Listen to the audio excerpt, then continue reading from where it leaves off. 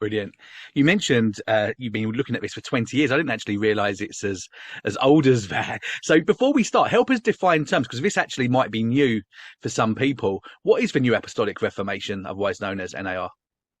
So the New Apostolic Reformation is a fast-growing, popular, global movement. It has been around for longer than people realize. It's a movement that the leaders claim that it is as significant as the Protestant Reformation, or even maybe more significant. And the core teaching is that apostles and prophets are being restored to church government, that these apostles and prophets are supposed to, they're authoritative, they're supposed to govern the church. And so they can bring their new revelations, which are viewed as critical new revelations, in order for the church to bring heaven to earth, to set up God's kingdom. And so the history, so really there was a latter rain movement in the post-World War II era that was promoting these teachings, but it quickly kind of got shut down and went underground because the Assemblies of God condemned it.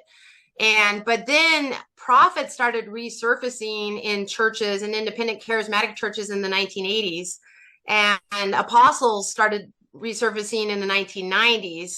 And so these teachings really came back and started gaining more widespread acceptance. And so by the year 2001, the apostle C. Peter Wagner had declared that there were enough churches that now accepted these authoritative apostles and prophets that he called 2001 the beginning of the Second Apostolic Age.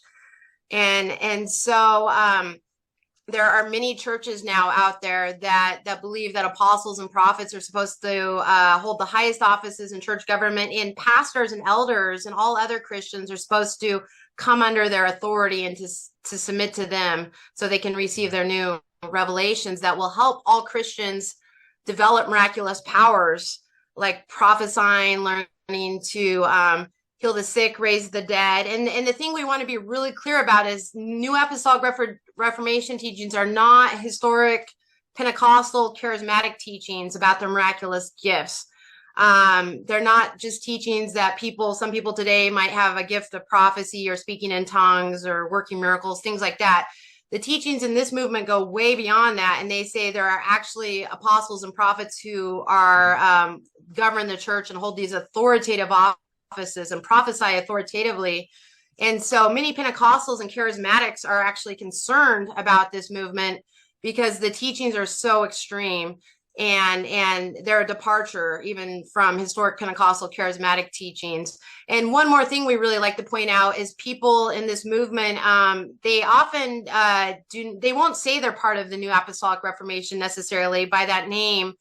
In fact, many people, leaders in this movement, will actually deny that they're part of the New Apostolic Reformation. But the core teaching is that there are governing apostles and prophets today. And so if someone holds to that teaching and promotes that teaching, they are part of this movement, whether they will acknowledge that or not.